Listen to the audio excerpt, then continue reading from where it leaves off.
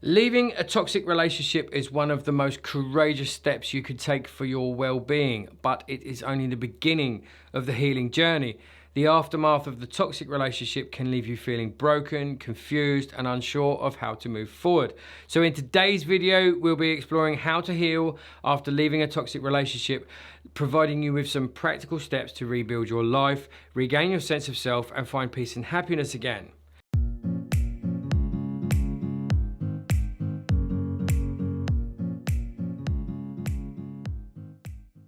Step number one, allow yourself to grieve. The first step in healing from a toxic relationship is allowing yourself to grieve. Even if the relationship was harmful, it's normal to feel a sense of loss. You might grieve the time you invested, the dreams you had for the future, or the person you hoped your partner was or would have been. It is important to give yourself permission to feel these emotions without judgment. Grief is a natural part of the healing process, and it's okay to feel sad, angry, or disappointed. You'll go through the begging stage, the anger, and all of those things, and you might cycle back around through them a few times as well. So journaling, talking to a trusted friend, or seeking therapy can help you process your emotions and begin to let go.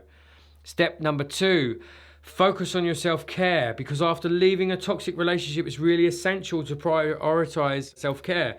Toxic relationships will drain your energy and your self-esteem, leaving you feeling depleted and disconnected from yourself and probably from the world around you. So now is the time to focus on activities that nurture your mind, your body, and your spirit.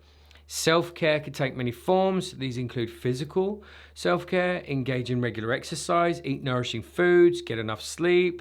Taking care of your body can help you feel stronger and more resilient. Then there's emotional self-care. Practice mindfulness, meditation, deep breathing exercises to calm your mind and reconnect with your emotions. Allow yourself to feel and process your emotions without judgment. Then there's creative self-care. Explore creative outlets such as writing, painting, or playing music. Creative expression can be a very powerful way to release pent-up emotions and reconnect with your inner self.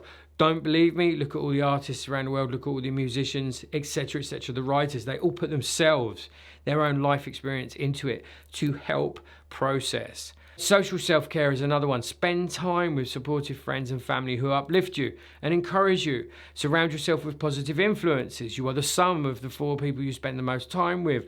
Are they depressed? Are they down? Do they try and drag you down? Do they abuse you? Or do they lift you up and try and encourage you? You know, you're going to benefit. You're going to be influenced by them. These positive influences will help rebuild your self-esteem and your sense of belonging. And remember, self-care is not selfish. It's an essential part of the healing process. By prioritizing your well-being, you're taking important steps towards rebuilding your life. Step number 3, rebuild your sense of self. Toxic relationships can and will erode your sense of self, leaving you feeling lost and unsure of who you are. So rebuilding your sense of self is crucial for your healing journey. And this involves rediscovering your interests, your passions, and your values, and reconnecting with the person you were before the relationship and the person that you've kind of evolved into. So start by exploring activities and hobbies that you enjoy, whether it's reading, hiking, cooking, traveling. Engaging in these activities that bring you joy will help you reconnect with your authentic self. Consider setting goals or pursuing new interests that align with your values and aspirations. It's also important to challenge any negative beliefs about yourself that may have been reinforced during said toxic relationship. So practice self-compassion, practice positive self-talk, and remind yourself that you are worthy of love, respect, and happiness. Step number 4, set boundaries for future relationships. After leaving the toxic relationship, it's important to set boundaries for future potential relationships. These boundaries will help protect your emotional and physical well-being and ensure that your needs are respected. Reflect on what you learned from the toxic relationship and use those lessons to establish clear boundaries moving forward. So some examples of boundaries might include emotional boundaries. Communicate your needs and your feelings openly and expect the same from your partner. Avoid relationships with individuals who are emotionally unavailable or emotionally manipulative. Time boundaries. Prioritize your own time and your energy and avoid relationships that demand more than you're willing to give. Physical boundaries. Ensure that your physical space and your comfort are respected. Avoid relationships with individuals who pressure or coerce you into activities that you're not comfortable with. Setting boundaries can be actually quite challenging, but it's essential for creating healthy, balanced relationships. And remember that you have the right to protect your well-being and to expect respect in all your interactions. Step number 5, seek support and professional help, because healing from a toxic relationship can be a very complex process, and it's okay to seek support from others. This may involve talking to friends, family, joining a support group, or seeking professional help from a therapist or a counselor. Therapy will be and can be especially particularly beneficial in helping you process your emotions, working through any lingering trauma, and develop strategies for rebuilding your life.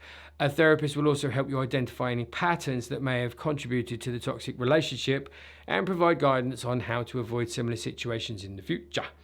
Support groups, in the same way, can also be a valuable resource, providing a safe space to share your experiences and connect with others who have gone through similar changes. Hearing from others who have healed from toxic relationships can offer hope, encouragement, motivation as you navigate your own healing journey. Step number 6, embrace new beginnings. As you heal from the toxic relationship, it's really important to embrace new beginnings and look forward to the future with hope and optimism. While the healing process can be difficult, it does also offer an opportunity for growth and transformation. So consider setting new goals for yourself, whether they involve your career, your education, your personal development, or relationships. Embrace the freedom to create the life you want, free from the constraints of the toxic relationship. And as you move forward, remember that healing is not a linear process. You don't go from step to step to step. There may be setbacks and challenges along the way, and you will oscillate around certain parts. But each step you take forward brings you closer to a brighter, healthier future. Healing after a toxic relationship is a journey, and it requires time, patience, and self-compassion. So by allowing yourself to grieve, focusing on self-care, rebuilding your sense of self, setting boundaries, seeking support, and embracing new beginnings, you can reclaim your life and find that inner peace and happiness again. I hope this video helped. It is a brief overview. If you did find it helpful, please like, comment, and subscribe. Feel free to share your own experiences or ask questions in the comments below. I'm always happy to read them, and I try to answer everybody. And just remember that you do deserve to live a free life away from toxicity and filled with love, respect, joy, fulfillment, and all of those things. So as always, until I see you again, please take very good care of yourselves. Adios.